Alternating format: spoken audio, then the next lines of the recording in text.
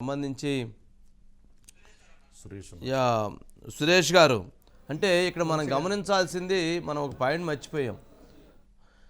కలకత్తాలో last 1.5 year back కలకత్తాలో ఎవరైతే అదానీ పోర్ట్లో ఒక పెద్ద డ్రగ్స్ని పట్టుకున్నారు.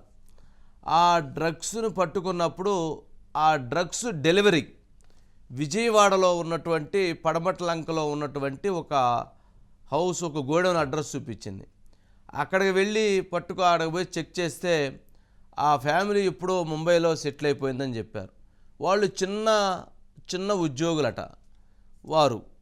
మరి వారి పేరు మీద ఎవరు కంపెనీ రిజిస్టర్ చేయించి వేల కోట్ల రూపాయల డ్రగ్స్ని విజయవాడ డెలివరీ అడ్రస్ పెట్టారు. అసలు ఎందుకు వస్తున్నాయి విజయవాడకి ఈ డ్రగ్స్ మొత్తం? ఈ 4-5 సంవత్సరాల కాలంలో ఇది రెండో కేసు బయటకు వచ్చింది. బయటికి రాని కేసులు ఎన్ని ఉన్నాయో. గంజాయి అయితే రోజు పట్టుకోవటమే, లారీలు ట్రక్కులు టన్నులు పట్టుకోవటం. మరి దీని వెన్నటికీ ఈ మాఫియా డాన్ ఎవరో, ఈ మాఫియా కింగ్ ఎవరో అన్నది తెలియాల్సినటువంటి అంశం. మరి అంతంత పెద్ద కంటైనర్లో అన్ని వేల కేజీల డ్రగ్స్ని సప్లై చేసి తెచ్చారు అని అంటే వామ్మో వాయ్యో. అసలు ఎన్నికల సందర్భంగా దాన్ని ఏమన్నా సప్లై ఇద్దాం అనుకున్నారా ఏంది ఎవరన్నా?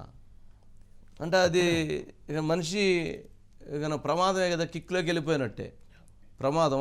వాళ్ళకి ఏం చేస్తారో కూడా తెలియదు ఆ సైకోతత్వంతో.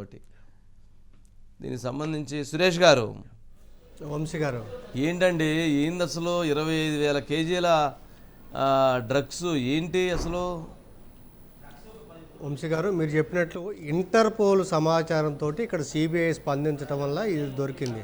వాస్తవంగా ఏంటంటే 16వ తేదీనే ఆ కంటైనర్లు అనేది మామూలుగా జర్మనీ నుంచి సంతోష్ పోర్ట్ బ్రెజిల్ అని చెప్పి జర్మనీ నుంచి హాంబర్గ్ అంటే మళ్ళీ అక్కడ అంటే బ్రెజిల్ నుంచి జర్మనీ వచ్చిందంట వంశీ గారు. జర్మనీ ద్వారా మన ఇండియాకి విశాఖపట్నం పోర్టు 16వ తేదీ వచ్చింది. దాని మీద సిబిఐ వాళ్ళు దాన్ని 19వ తేదీ నిర్ధారించుకొని ఇప్పుడు డ్రై ఈస్ట్లో 25,000 కిలోల డ్రై ఈస్ట్లో ఈ కొకైన్ అనేది కలిపారు అని చెప్పి నిర్ధారించుకొని ఆ విషయాన్ని ఇప్పుడు బయట పెట్టారు. కాబట్టి సో దాని మీద అయితే వంశీ గారు మీరే చెప్పారు 2 ఏళ్ల క్రితం అంటే సెప్టెంబర్ 21న విజయవాడకి ఎక్కడి నుంచి ఆఫ్ఘనిస్తాన్ నుంచి ఇరాన్ నుంచి ముంద్రా పోర్ట్కి, గుజరాత్లోని ముంద్రా పోర్ట్ నుంచి విజయవాడకి 2,988 కిలోల హెరాయిన్. దాని వాల్యూ అప్పట్లో మనం లెక్కేసింది 21,000 కోట్ల రూపాయలు. ఉంచారు మీరు అప్పట్లో కూడా చాలాసార్లు అన్నారు. టాల్కమ్ పౌడర్ పేరుతోటి దాన్ని విజయవాడ అడ్రస్కి మీరు చెప్పినట్టు ఆషీ ట్రేడింగ్ కంపెనీ అని చెప్పి దాన్ని కంపెనీ చేశారు. కానీ ఆ కంపెనీ లేదు, ఆ అడ్రస్ లేదు. ఒక ఇద్దరు వ్యక్తులు భార్యాభర్తలు ఇద్దరు అక్కడ దొరికారు మొత్తానికి పట్టమట్లో. అది తప్ప ఏదో ఆఫ్ఘనిస్తాను అలాంటి వాళ్ళని ఒకళ్ళిద్దరిని అరెస్ట్ చేశారు తప్ప ఆ కేసు వ్యవహారంలో అక్కడిది లేదు.